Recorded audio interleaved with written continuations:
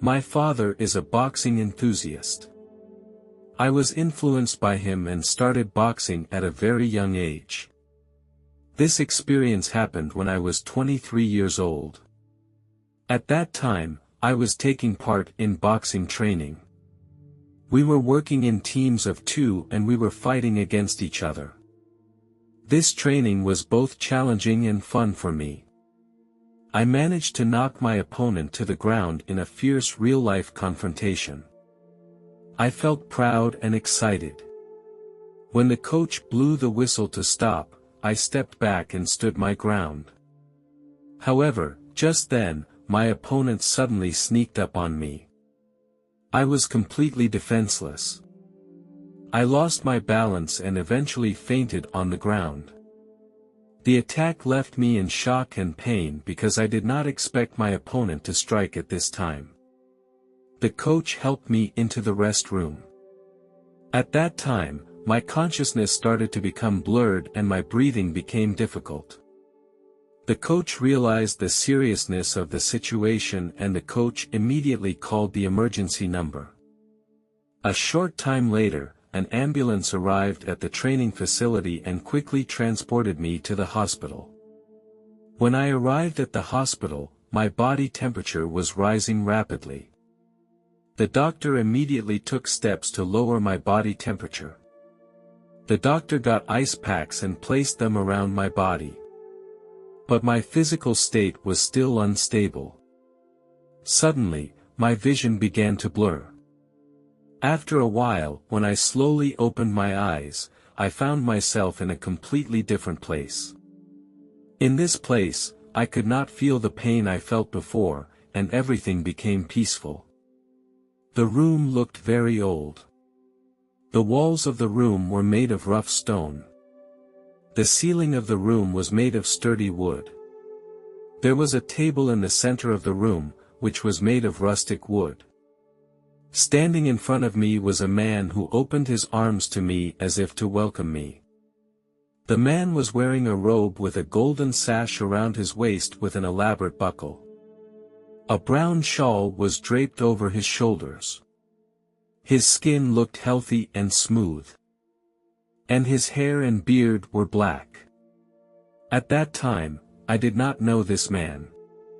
I was later told that the man was Jesus. Jesus did not speak, but his eyes were full of warmth and compassion. I had a feeling of acceptance and reassurance. In the room, I noticed that there was another lady. She exuded nobility and grace. She had golden hair. This lady was wearing a sophisticated blue dress. When I saw her, I tried to shake hands with her. The moment I touched her hand, a wonderful feeling instantly filled my whole body. It was like traveling through time and space, and we were suddenly in a completely different place. This place was a garden. This garden was filled with flowers and plants of all colors, emitting an intoxicating aroma. In the center of the garden was a huge fountain. Behind the fountain was a vast meadow. I could see the lake and the mountains in the distance. There were also a few small boats in the lake. Here, I saw a slice of my past life. I saw many things that happened in the past, covering all aspects of my life. I saw a new classmate in elementary school who was often excluded and isolated. I decided to take the initiative to approach him, talk to him and become his friend. Slowly, he became more outgoing and confident, which made me feel very happy because I knew I was making a positive impact on his life. I also saw that during a past argument, I said something hurtful out of anger. I didn't think about the consequences of my words. My words hurt the other person's feelings and had a negative impact on our relationship. I also saw little things that I had forgotten. Those forgotten memories now resurfaced in my mind. These things may not mean much, but they form a part of my life. When she held my hand again, we traveled again. It was as if we had arrived in ancient Roman times. The architecture here was very interesting to me. The surrounding buildings were magnificent, with heavy wooden beams decorating the entrance. One particularly majestic building caught my attention, with its huge columns. There were some people wearing gorgeous clothes, and the style looked very exquisite. They wore golden jewels. However, most people wore plain and practical clothes. Their costumes were simple, but everyone looked very energetic. Suddenly, several people gathered around. One of the men was wearing a loose robe made of rough linen. The cuffs of the robe were decorated with simple embroidery. He also wore a thin cord as a belt. The other female wore a soft tunic in a soft light blue color. One of them approached me and asked me who I was. Although I felt a little confused, I told him my name. This person then asked for more information about my family and seemed to want to confirm my identity. Then, they asked for information about my grandfather. I told them. They seemed relieved to hear my answer and had a look of joy on their faces. They told me that they were my grandfather's great-grandparents, and the news came as a shock to me. These people were full of goodwill and they welcomed me, telling me how happy they were to see me. These relatives extended their arms to me and hugged me. Their hugs made me understand that this was a safe place. Next, they led me into a spacious hall. We were surrounded by a bright white light, which gave a pleasant and peaceful feeling. In the hall, I noticed a soft blue glow emanating from us, which seemed to symbolize a mysterious power. The relatives led me to a special area. I saw that this room was filled with chairs that were stately and ornate. They seemed to be seats with special meaning, and they represented the family's heritage and authority. They showed me my grandfather's chair. This chair was at the end of the hall. It was made of precious wood, inlaid with jewels and ornate ornaments. I sat in the chair for a while and it gave me great comfort. I looked around curiously. I saw that the surroundings were filled with every generation of my father's family, whose existence dates back hundreds of years. They each sat in their own chairs, each with a unique style and character. They sat quietly and solemnly. The members of these families wear distinctive costumes that showcase the cultures of different eras. The earliest generations were dressed in ancient and simple costumes. They wore wide robes, made of rough linen or cotton, in dark brown colors. Their clothes were not overly decorated. I also saw some more modern clothes. They wore slim-fitting robes made of wool. Their clothes pay more attention to tailoring details. Through these different generations of clothing, I could feel that each generation had its own unique style and characteristics. I noticed that the older generation did not come up to talk to me. I felt confused and wondered the reason for this.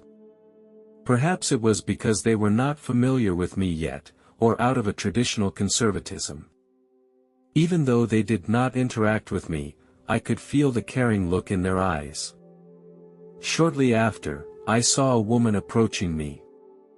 She had a dazzling glow that was unlike any other. Her eyes were filled with warmth and compassion. She was wearing a light blue robe. As she approached me, I felt a strong wave of love.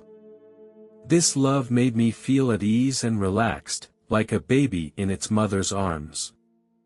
Her gaze was gentle and deep, as if she could see into my heart. She gently stroked my hair.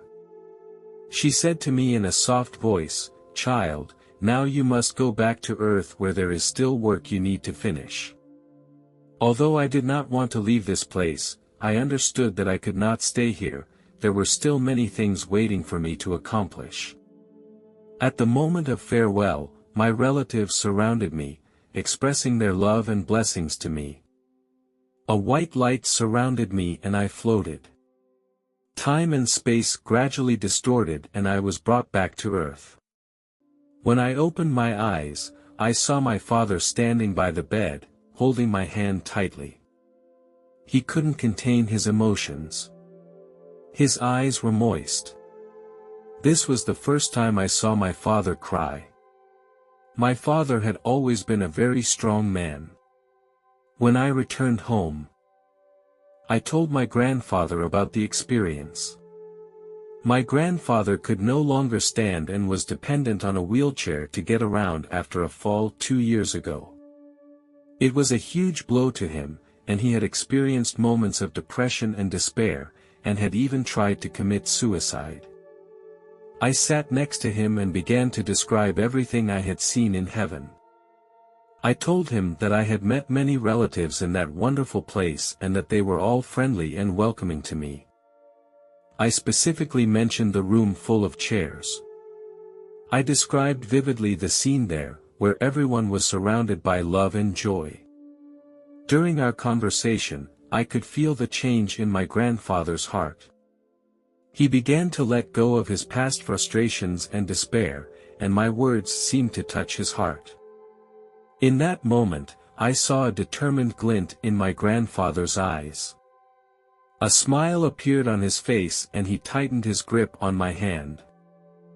In 2013, I had just graduated from college and I was confused about the future.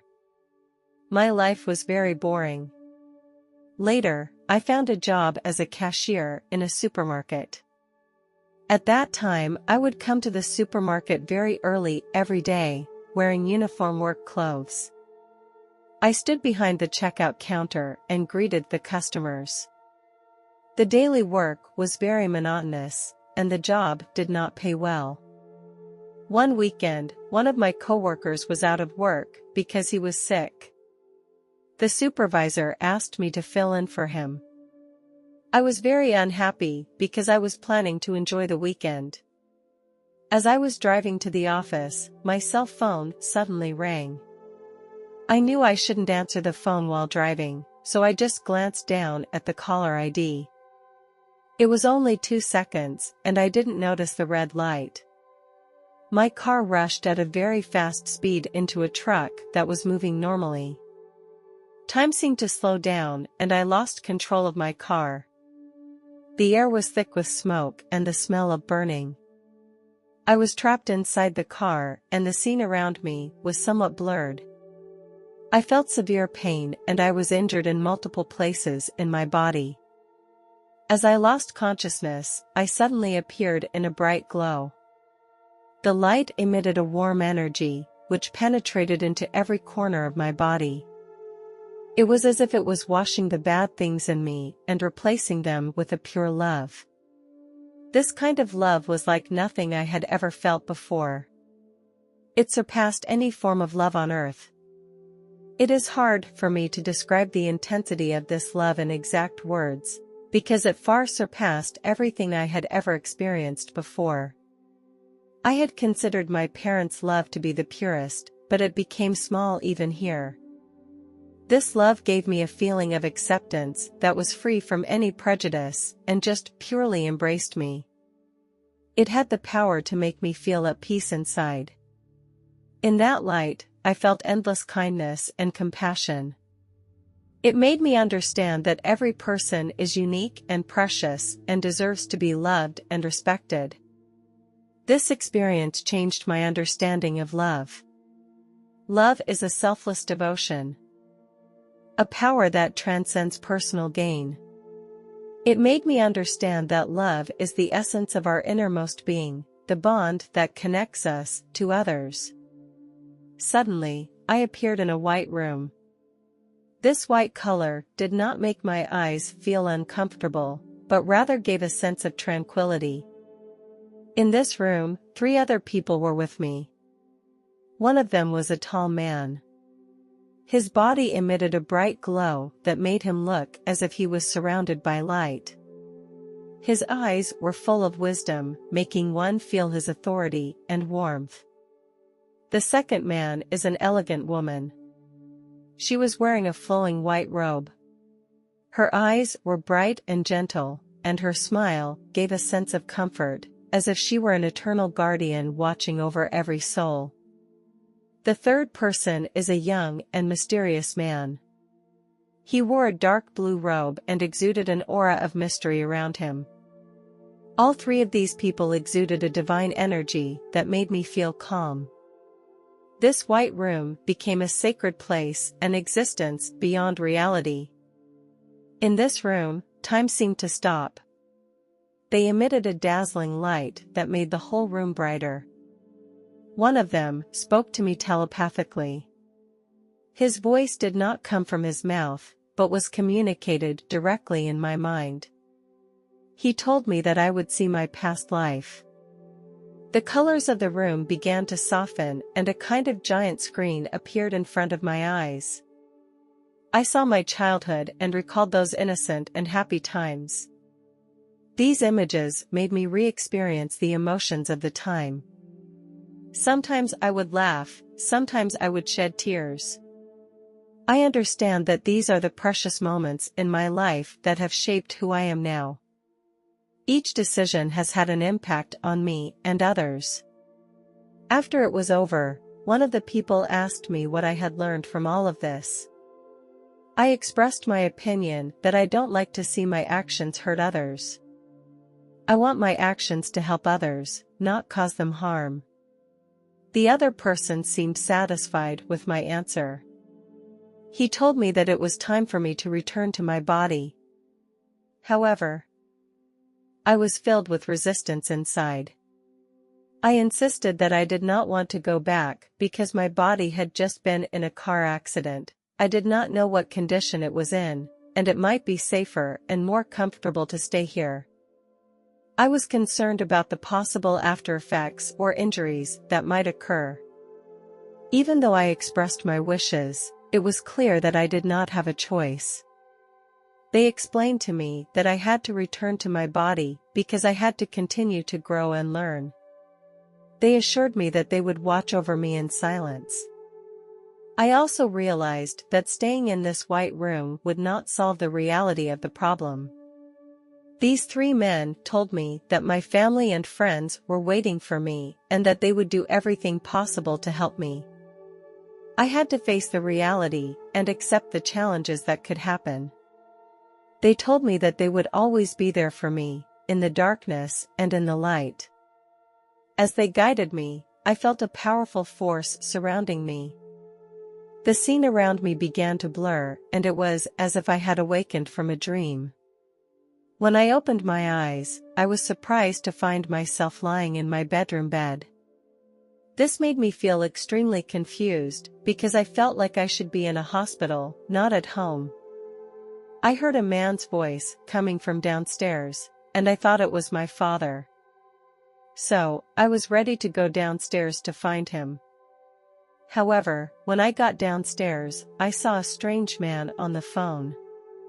He looked about my age, but I had never seen him before. This strange man walked quickly toward me.